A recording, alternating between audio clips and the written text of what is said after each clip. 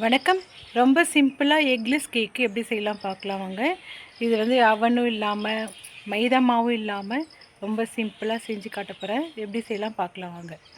முதல்ல அரை கப் ரவை எடுத்துக்கிருக்கேன். அதுக்கடுத்து 1.5 கப் சர்க்கரையை இதில் சேர்த்துக்கிறேன். 1.5 கப் இதில் சேர்த்துட்டு இதை நல்லா ஃபைனாக அரைச்சி எடுத்துக்கணும்.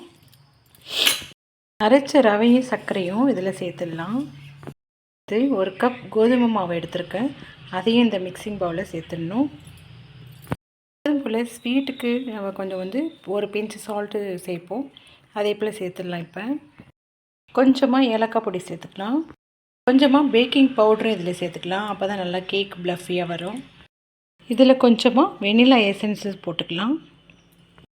இதில் ஒரு கப் பாலை இதில் சேர்த்து நல்லா கலந்து விட்டுக்கணும்.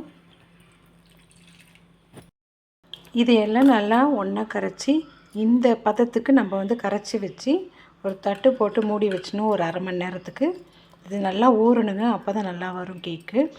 அப்படியே தட்டு போட்டு மூடி வச்சிடலாம். இதிலே கொஞ்சமாக ரீஃபைண்டு ஆயில் வந்து இதில் சேர்த்துடலாம். குக்கரில் கொஞ்சமாக தண்ணி விட்டு இந்த பிரிமணியை இதில் வச்சிடலாம். இந்த குக்கரை கொஞ்சம் நேரம் ஒரு 10 நிமிஷம் சூடு பண்ணி வச்சிடலாம்.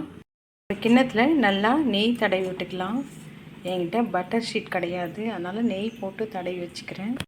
தடவினதுக்கப்புறம் கொஞ்சமாக இந்த மாவை வந்து ஸ்ப்ரெட் பண்ணி விட்டுக்கலாம். இப்போ இந்த மாவை வந்து இதில் ஊற்றி வைக்கலாம். குக்கரில் வச்சுட்டு இதை ஒரு தட்டு போட்டு மூடிடலாம். 20 நிமிஷம் ஆனவுடனே இதை திறந்து எடுத்து இந்த நட்ஸ் எல்லாம் போட்டாச்சு. இப்போ திருப்பி மூடி வச்சு இன்னும் 20 நிமிஷம் வேகணும். இப்போ இந்த ப்ளம்ஸ் பழத்தை நல்லா இதில் வந்து ட்ரெஸ்ஸிங் மாதிரி பண்ணி வச்சிடலாம். எல்லாம் வச்சதுக்கப்புறம் நல்லா கலர்ஃபுல்லாக வந்திருக்கு பாருங்கள். நல்லா வந்திருக்கு பாருங்கள்.